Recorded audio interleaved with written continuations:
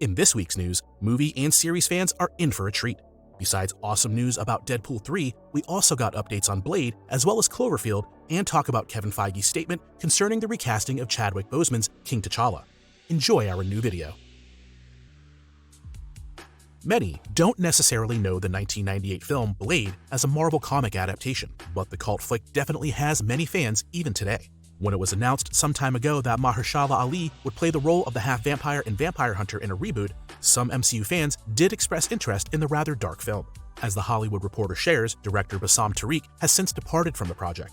However, according to both parties, there is no ill will. The reason for the parting is said to be various ongoing changes in the production. The statements from both sides sound pretty amicable. Tariq considers it an honor to have been able to contribute to the project. Of course, the MCU executives are now desperately looking for a substitute. After all, the movie's release date is already in just over a year. In addition, the director would first have to get to grips with a semi-finished product that is slowly under pressure. There's not much latitude in the MCU's release calendar as it is, since basically everything builds on each other and hangs together. Journalist Jeff Snyder even believes to have found out that the script so far is a mere 90 pages long and hardly includes any action scenes worth mentioning, which is also said to upset lead actor Ali.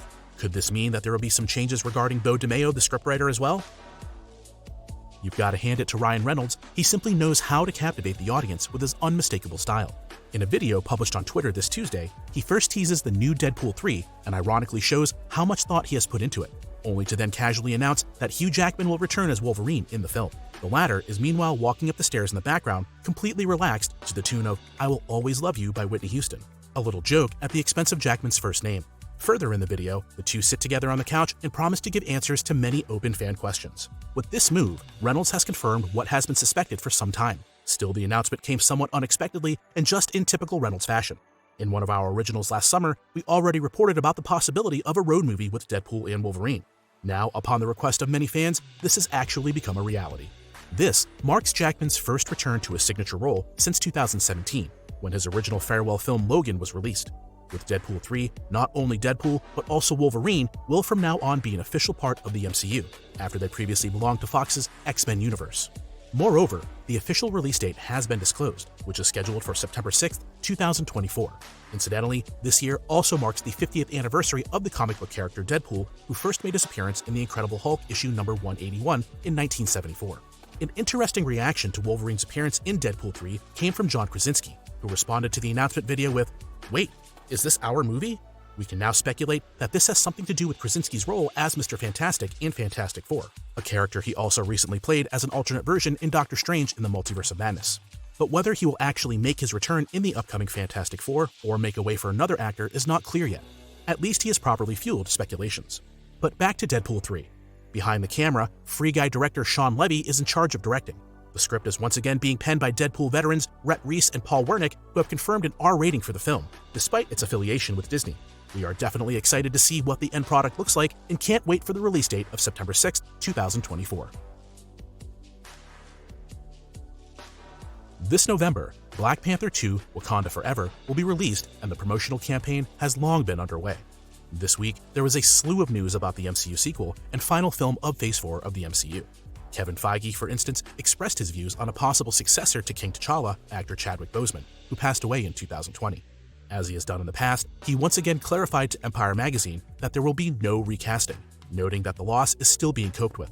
He and director Ryan Coogler put a lot of thought into it, as ultimately they had to pay tribute to Boseman's life's work on the one hand and carry on the story in a meaningful way on the other. So it remains unchanged that Boseman and his character will not be replaced. But anything else would have been quite a surprise this close to release anyway. Additional news has emerged regarding the running time of Black Panther: Wakanda Forever. According to the official AMC Theaters website, the movie is going to be the second longest MCU movie to date. More precisely, it is set to run at 2 hours and 41 minutes, making it just under half an hour longer than its predecessor and about 20 minutes shorter than Avengers Endgame, which has been the most extensive MCU film to date. The running time is no doubt justified. After all, with Namor as the villain and Ironheart as the superhero, two new characters are being introduced at once. To go with the new villain, Empire magazine also shared images of costumes and characters from the film, one of which features Namor.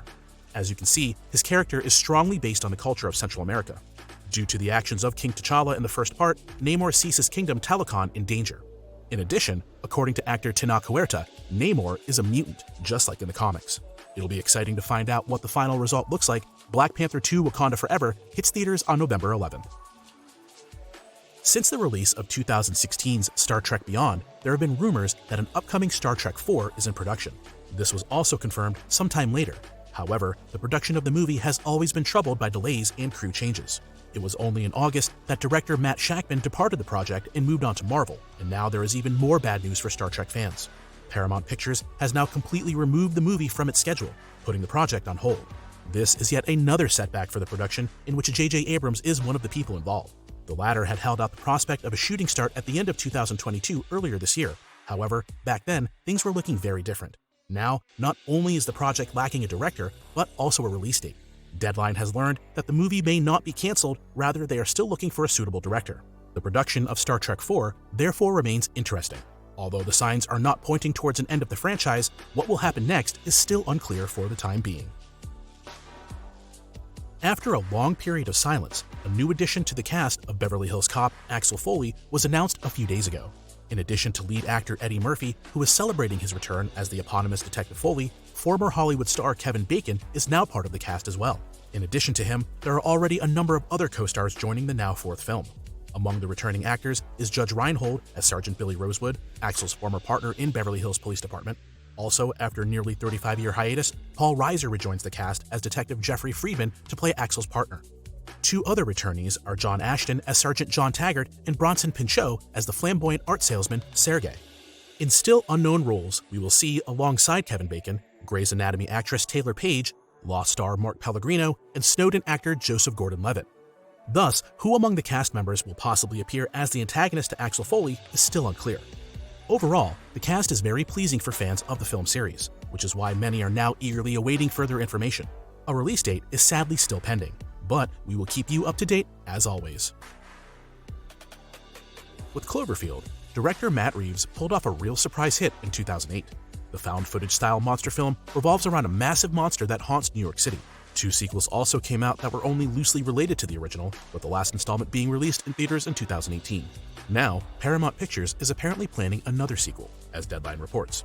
The Ritual author Joe Barton is said to be writing the script, while Under the Shadow director Babak Anvari is set to direct the film.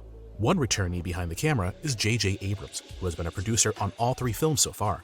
The period in which the movie is based and whether this time there will possibly be a link to one of the previous movies is not yet known, but it is also possible that the upcoming feature will be a standalone film again. Following the previous concept, a common thread will surely be a gigantic monster from another dimension once again. So far, the exact story has always been kept secret until close to release, so you should not expect any news on the plot anytime soon. We are nevertheless looking forward to more updates regarding the cast and filming. A release date has not been announced yet. That was the news for this week. For those of you who still want to watch more, check out our new original episode for Mufasa the Lion King to learn everything we know so far about the future film. If you like our videos, feel free to leave a thumbs up and share your thoughts in the comments.